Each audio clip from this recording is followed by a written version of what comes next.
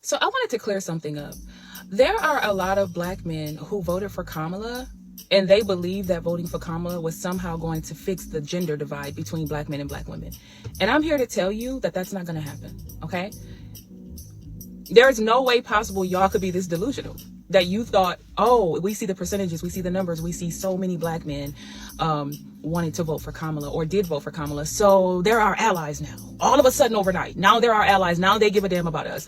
Let's stick together, right? Absolutely the fuck not, okay? I'm going to tell you guys why Black men are still not our allies. And I'm not saying that there are not some Black men individually that are allies with Black women. But we know that the number is not that high, okay? So I'm going to just go ahead and disregard the ones that are, and I'm going to talk about the ones that are not. The reason why this election changed nothing for me and many other Black women is because we were divested from y'all way before this election. This has nothing to do with the election. If the election never happened, the gender divide, the red pill versus the modern woman, that crap would still be going on.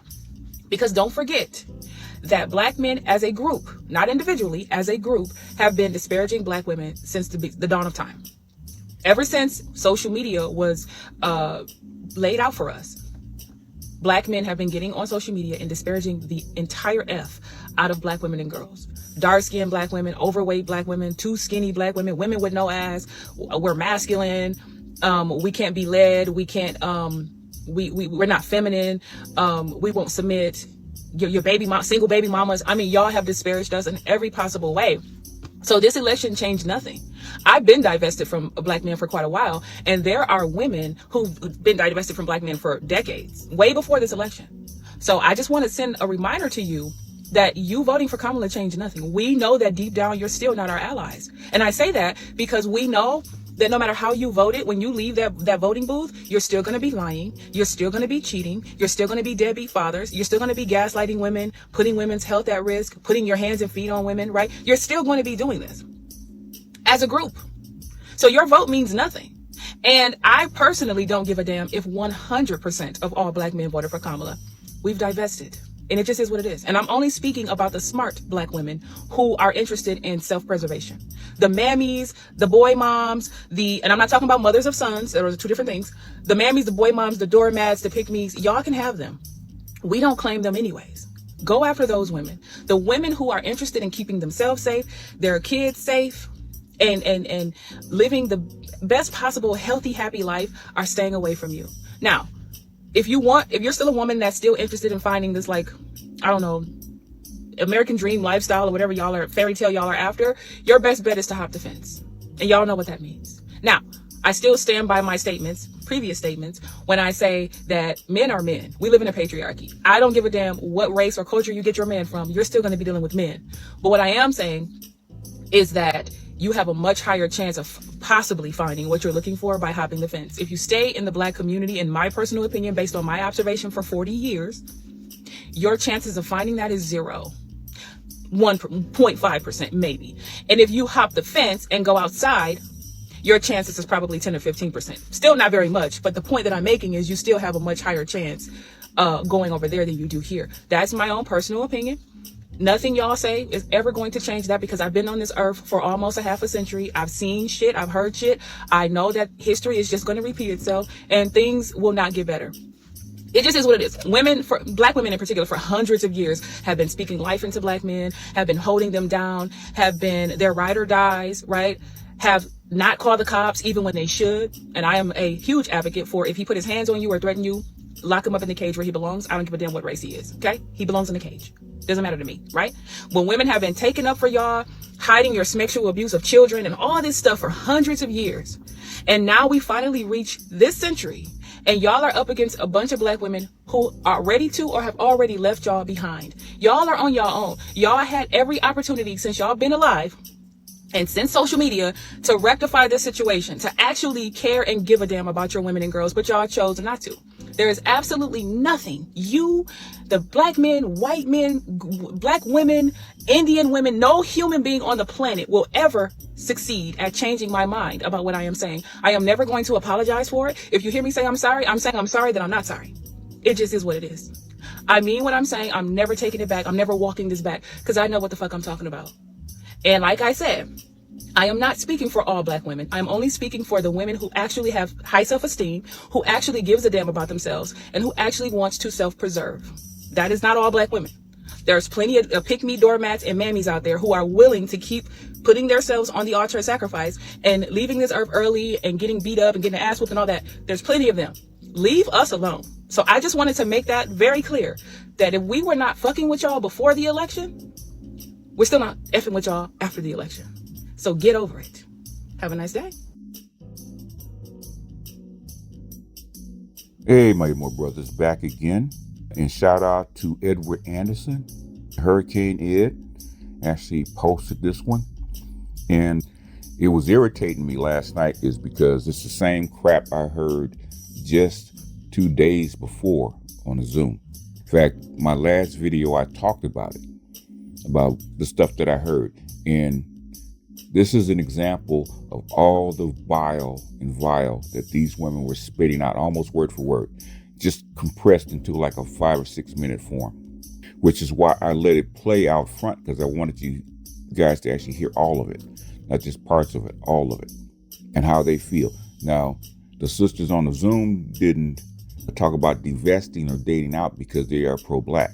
And the whole meeting was how to get black men and women back together again. But my thing is, how can you do that with this kind of rhetoric? And I always tell the sisters, brothers hear you when you say this crap. We say this shit, we hear you. And that makes us not want you even more. Because it's one thing, while we play this kind of stuff, it's one thing for us to say it. And for us to say this is what women say and this is how they feel about us. It's another thing for them to hear it out of your own mouth in multiple forms by thousands and thousands and thousands of women that want to get online and spit this vile out at us and then come back on the other side and lie that they don't mean it. Years ago, man, it's got to be 2017, 2018. Me and Kevin were having a conversation. Shout out to my little brother, St. Kevin Samuels, tried to save us from this demise, but it is what it is. We should talk about the low-level contempt and hatred that our black women have for us. And that's the dichotomy, that's the conundrum between black men and women. They love us in a sense because we are from them and are part of them, and they hate us at the same time. Not for what we've done to them, but for what we can't give them. We can't make them white women. We can't put them in Miss Ann's house. Hell, Miss Ann can't put herself in Miss Ann's house 90% of the time. But they project that onto us because that's what they wish for. And since they can't, and Miss Ann and Mr. talks bad about us, calls us rapists, and they call us misogynists and hatred of and abusers of black women. And why should they be wives to us when we hate them so bad and we'll mistreat them? Now, none of that stuff ever happened. In fact, the person that was mistreating them was the landowner. When we were sharecroppers, he would come through and do his business and walk off back across the line. And even some of the feminists used to complain about that. How can you come over, have sex with me, and then walk back across the line to your white woman and never even give me no never mind, not take me with you?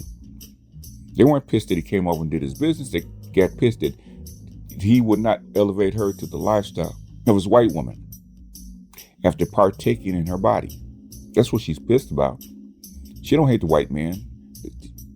She don't hate the white man like she claims to. She never has, because they don't spit that bile at white men. They don't come up calling white men crackers and stuff like that because they have to work for him. They have to get his welfare. He is their real baby daddy. And as soon as they could trade us in for their real baby daddy, which is a white man, even if it's a proxy check that they get, they did it. When the white man gave them positions and education, stuff like that, guess what they did? They left us behind. Did they share it with us? Did they take us with them? Did they come back and teach what they learned to their sons? No, they didn't. Because underneath it all, they think that we're less than they are. Underneath it all, they think that they resent us for stuff that we didn't do. They resent us that we couldn't take the rope off their neck, because back in the day, when they transported female slaves, they had ropes, not even heavy ropes. And they put us in leg irons and chains, but we're supposed to help them out. They're having sex with them, but they're us. And knowing that if we say something, they're going to come burn our house down.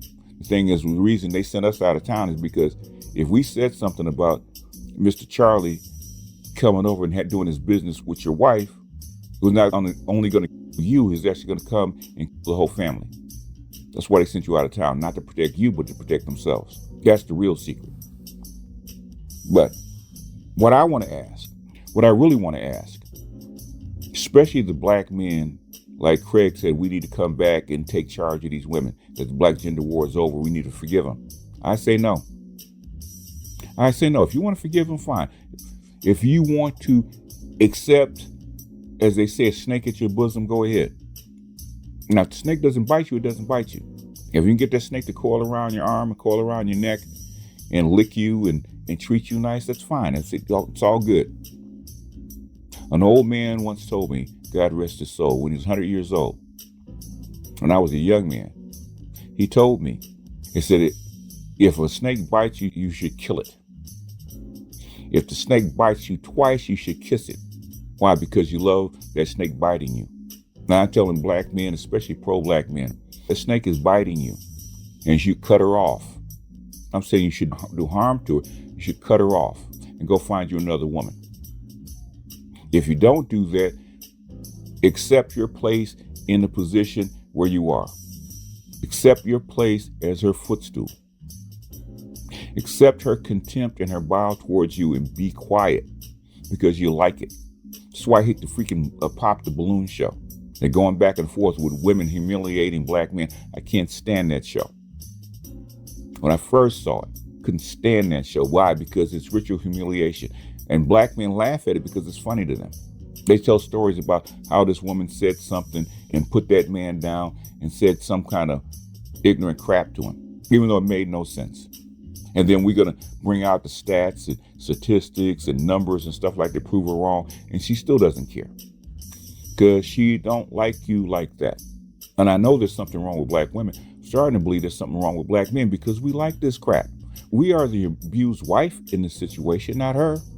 She can stab us, run us over, take our kids, put us on child support, put us in jail, use us to sell drugs. And then when you go to jail, she goes find another drug dealer to sell more drugs and keep her lifestyle going. And when you get out, you ain't got it down because she spent all the money.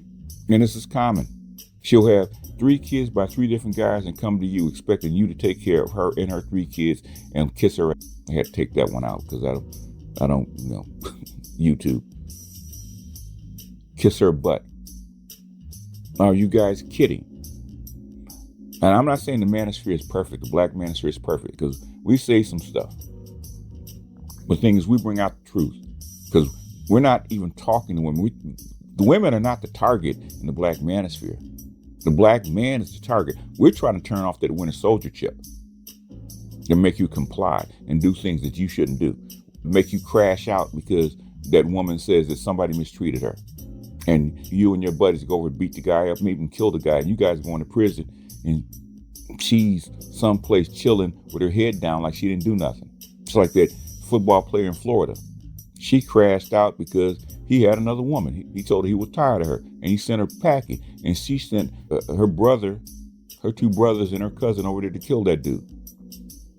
Except that dude had a gun. That dude killed 2 of those guys and he was on trial for it. He got acquitted.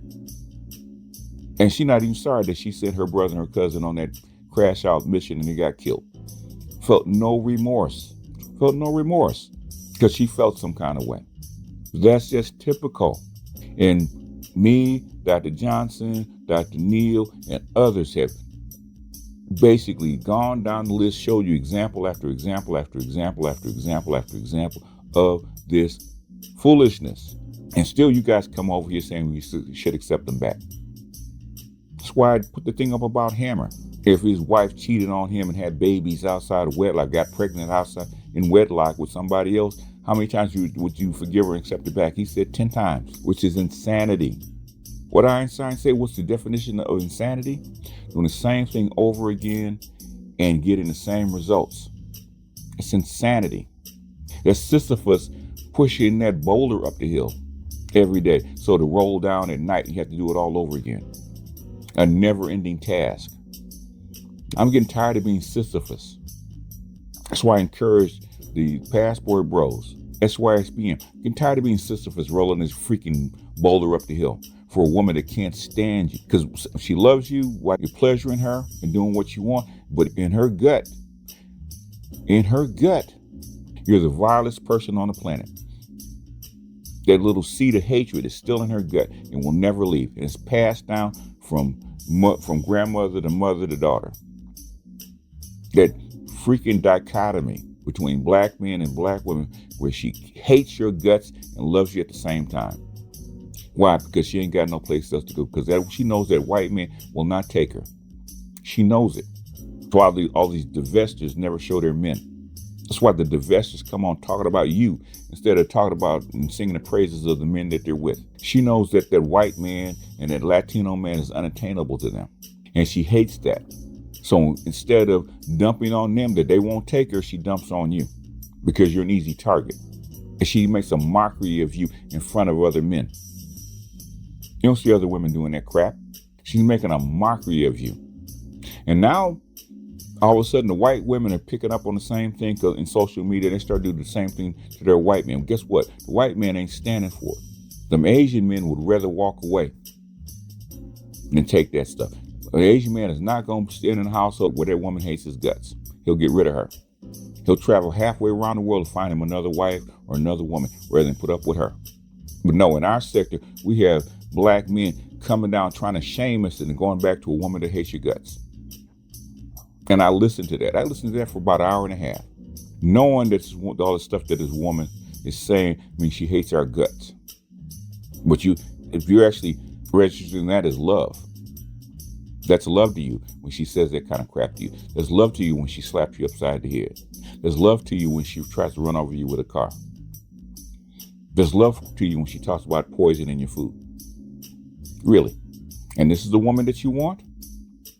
Because I'm tired. If this is the woman that you want, stop complaining about what she does. Go ahead and get your good medical plan so when she puts a bullet in you or she does something untoward to you, go ahead, instead of calling the cops, man, call your doctor. We'll get patched up so you can come back to her and you can start all over again. I don't know how, you probably have to take some of this stuff out because I know YouTube. And now YouTube will saying that I'm trying to push hatred toward black women. I'm not. Saying that woman doesn't like you. What she's spitting is, I've heard like 1,000 times. She says you're abusive, you're less than she is because you're not as smart, you don't earn as much money, not as educated. You're disloyal because you love white women and Latino women. You don't like her because you talk about what she looks like, her hair, her color, her build, and all that kind of stuff. That's what she talks about. That's where she sees you. All this ugly stuff that she sees about you.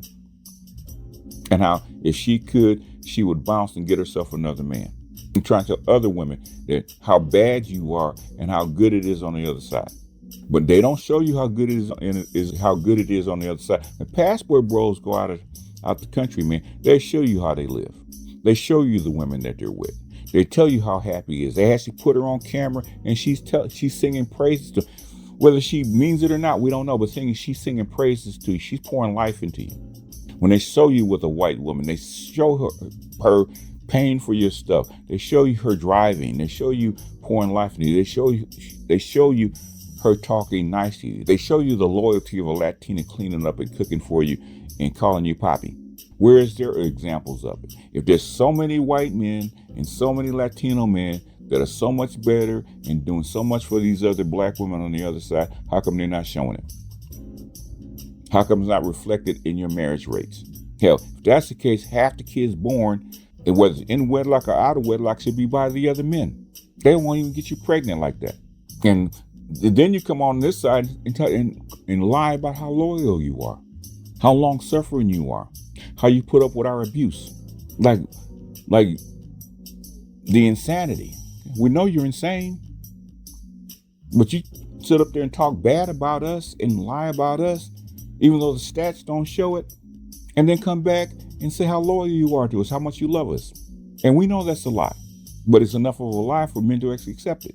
Anyhow, man, I'm just saying, man, what do y'all really want? Because I'm tired. I was listening to Craig talk about the gender war is over and black men are going to have to come and build and take control of these women and take control of this community. Man, let that community rot. Let it rot.